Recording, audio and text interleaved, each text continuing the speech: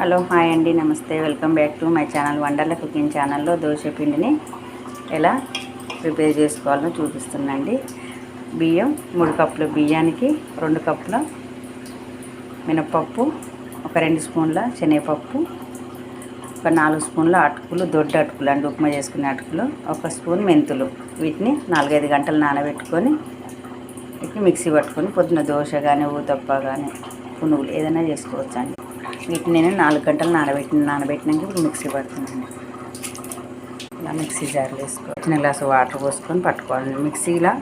Mixie జార్లో సగమే పోసుకోవాలండి. పప్పు బియ్యాన్ని సగం వేసుకుంటేనే పడతానే మంచిగా ఉంటుంది, లేకుంటే మిక్సీ జార్ ఖరాబ్ అయిపోయింది.